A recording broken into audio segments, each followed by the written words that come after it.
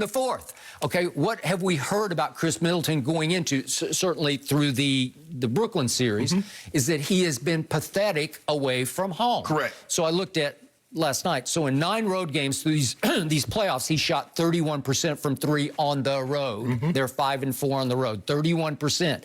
At home, where they're 7-1, excuse me, through the playoffs, he shot 38% from 3. So you can live with that. It's a huge difference.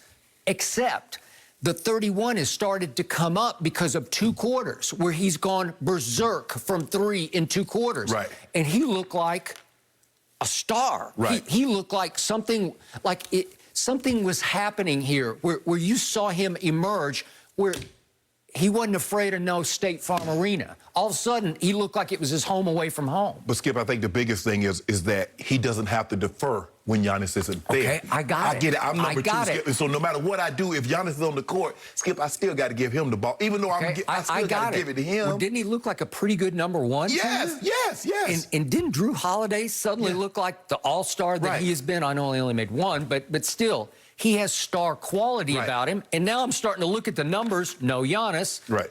Well, he's a different player because on Saturday night, he goes 27, 9, and 9. So he's real close to a triple-double, a big triple-double. And then I look back at Game 5 at home, and he went 25, 6, and 13 assists. Well, he's emerging as a force. Right. As a force. Middleton and Holiday, right before your very eyes, have turned into forces without Giannis. Well, but you're asking an awful lot of Holiday because you're saying, okay, guard one of their better offensive weapons. It was Kyrie, and then maybe it's James Harden. Then we throw you on KD, but we still need to give you those points. But Skip, remember now, those 20 to 25 shots that Giannis normally gets, they got to go somewhere. So now Middleton gets 5 or 6 of those. Okay. Now Holiday gets 5 or 6 of those. Bobby Portis is in the ball game. He gets 7 or 8 of those. Skip, even P.J. Tucker got 10 shots. When the last time you saw P.J. Tucker take 10 shots? Okay. In every game, very sneakily on the box score, I look and P.J. will have 8, 9, 10 rebounds. Yes. At what do we call? I don't think he's more than like 6'4", 6'5", maybe. Maybe he doesn't look 6'5" to me, but he is a wide body. He is stout. He is a bulldog. He will play his tail off. He does. And he'll get you. He'll scratch and claw and get you 8, 9, 10 rebounds. It's a 6-point ball game, Skip. They miss. Okay, we get the rebound. We can cut it to 4. Here come P.J. Tucker out the crowd with the ball. He did. And it was he come out the crowd with the ball. He did, and that's what he does. Right. And you mentioned Bobby Portis. He looks like he belongs in the starting lineup because he's 6'10", 250 pounds. Right. So on Saturday night, he got 9 more rebounds. Well, it's hard to beat this when, like, Lopez has never rebounded to his size to me. Correct. But he is a rim protector at the highest. In 2020, the 2020 season, he made 2nd team all defense and was 2nd in the league in block shots. Well, trust me on this.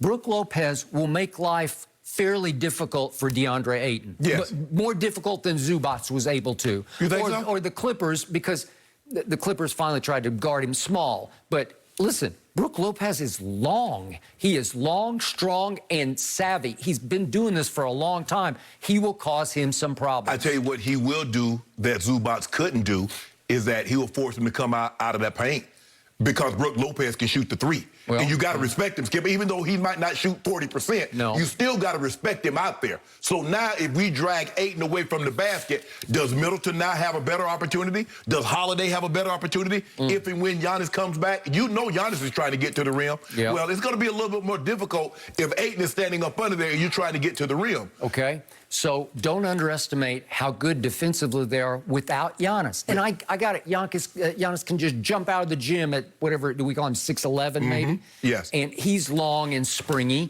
But so Brook Lopez can hold his own rim protector. Right.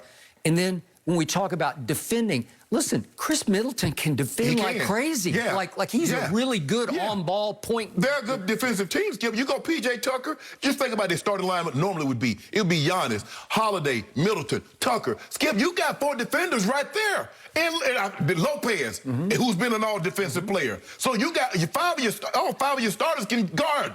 Okay, so all of a sudden, it's not like you lose on defense all that much without Giannis. No. You're still high quality. Right.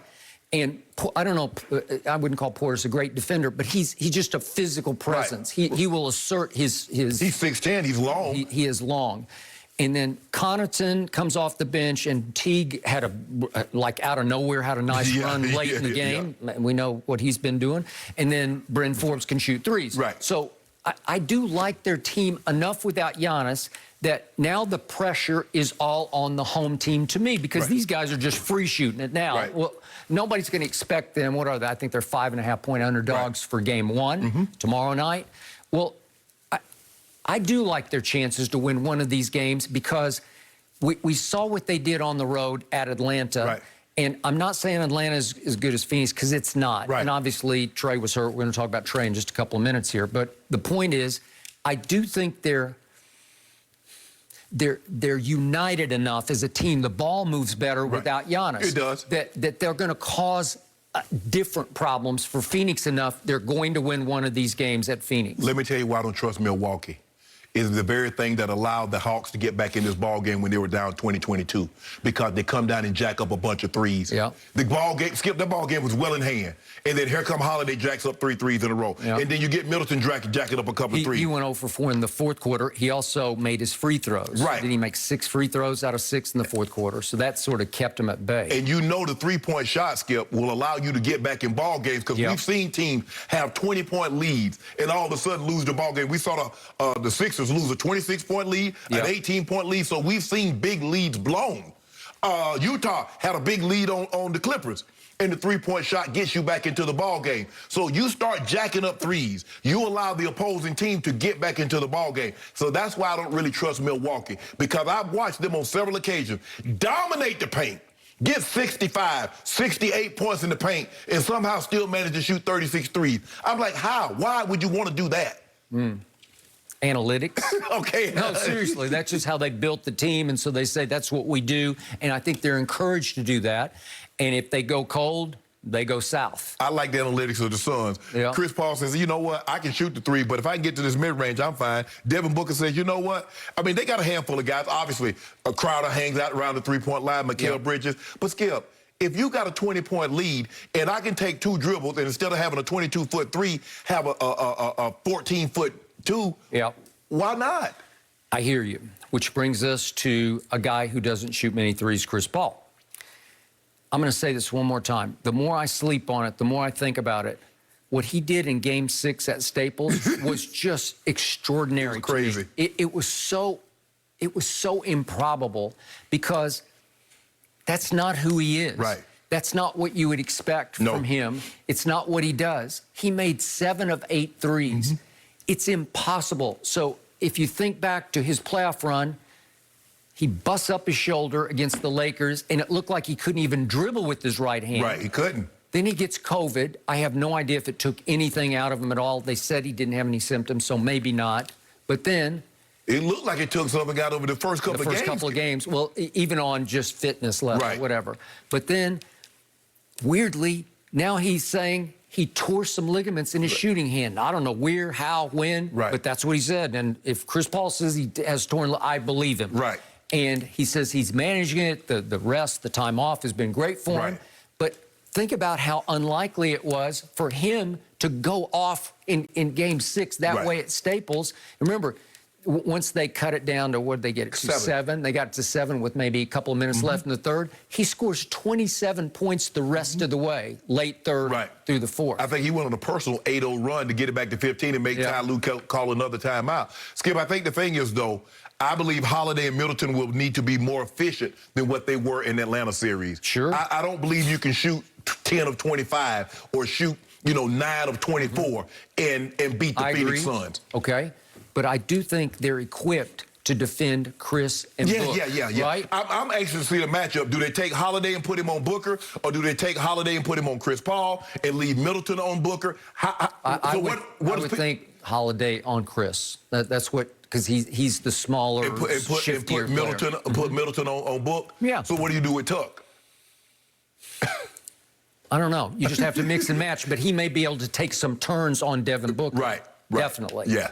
Okay? So I like that. Right. I'm looking that. for the game within the game. That's what I'm saying. So in the end, I believe they're going to take one of these games, and you don't think they're going to take one of these games. Skip, Brook Lopez is going to have to be on his best behavior because DeAndre Ayton is playing out of his mind. Yes, I agree. Brook Lopez has been here and done all this. I mean, he's been around a long time. He's 33 years of age, and he's made an all-star team.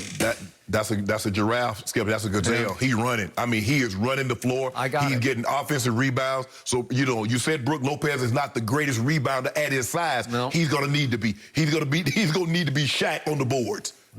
Well, here we go. We're going to take a step away quickly right now to not talk about the finals. We'll get way back.